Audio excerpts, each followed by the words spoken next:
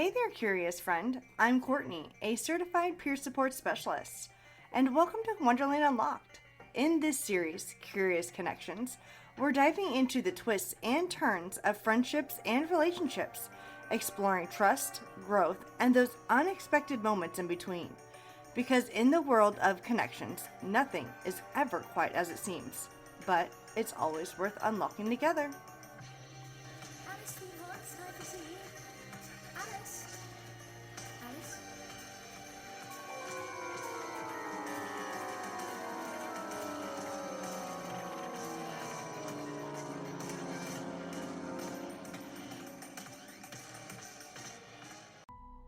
Friendship.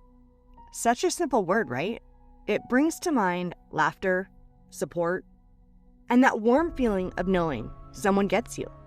But what happens when that warmth starts to feel heavy? When friendship shifts from something joyful to something you have to maintain? Expectations in friendship can be subtle. They can sneak up on you like the Cheshire Cat, appearing in the form of guilt, obligation, or a quiet resentment that grows over time. Maybe you found yourself answering texts out of duty, not desire. Maybe you've said yes to plans while secretly hoping they'd cancel. Or maybe, just maybe, you've started wondering if this friendship is truly bringing you happiness or just draining you. Today, we're diving into the weight of expectation in friendships, why it happens and how to recognize it, and most importantly, how to navigate it without losing yourself or your relationship in the process. Let's step through the looking glass and explore this together. Friendships, like any relationship, come with an unspoken contract, rules, and expectations that are rarely discussed but often deeply felt. Think about it.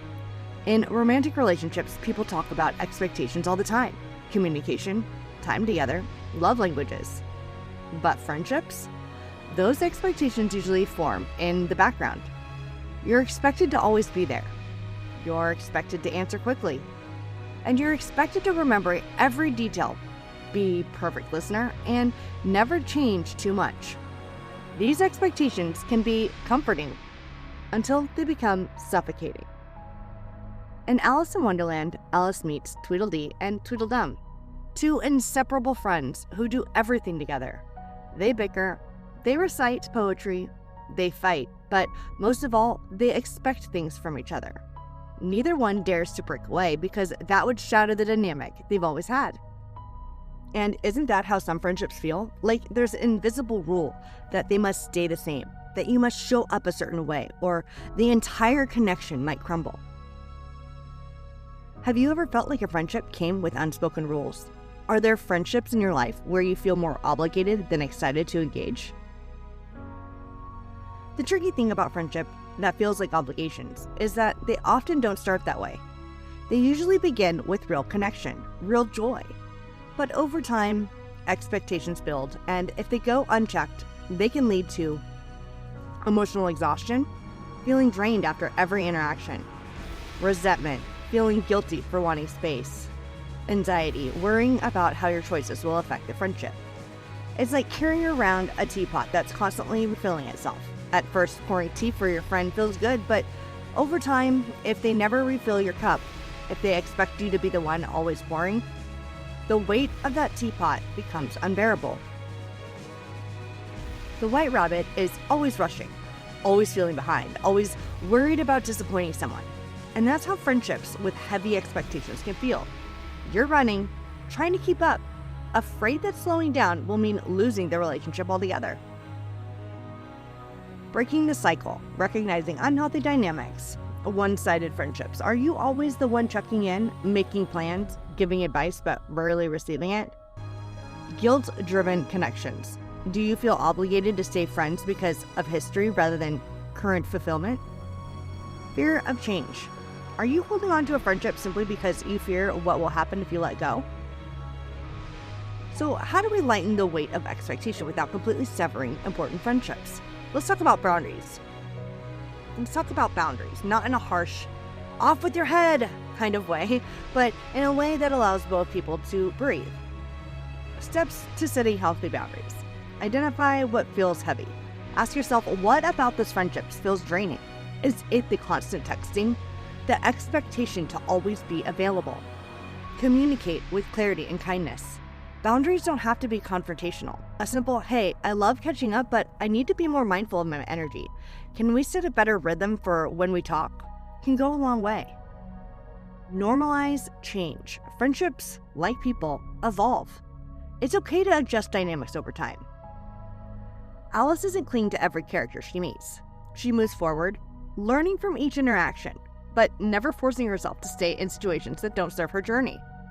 Maybe we could take a page from her book. Where in your friendships do you feel the need for boundaries? How can you communicate your needs in a way that respects both yourself and your friend? Sometimes the hardest truth to accept is that not all friendships are meant to last forever. And that's not a failure. It's a natural part of growth.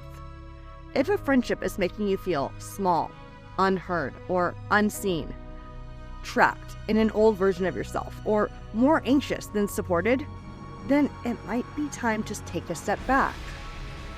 The caterpillar challenges Alice with one simple question: who are you? Friendships should support that answer, not stifle it. How to let go with grace. Acknowledge the good. Even if a friendship is ending, it still had its meaning. Be honest, but kind. A simple, I feel like we've grown in different directions and I need some space, is okay. Give yourself permission to move on. Letting go isn't cold. It's an act of self-care. Friendships should feel like a safe space, not a weight to carry. Expectations will always exist, but they should never overshadow the joy of connection. So, as we wrap up today, I leave you with this. Take stock of your friendships. Do they bring you energy or do they drain it? Do they allow you to grow or do they keep you stuck? And most importantly, are you showing up because you want to or because you feel like you have to? Thank you for exploring this with me today. Until next time, take care of yourself and your connections. This has been Wonderland Unlocked. See you in the next episode.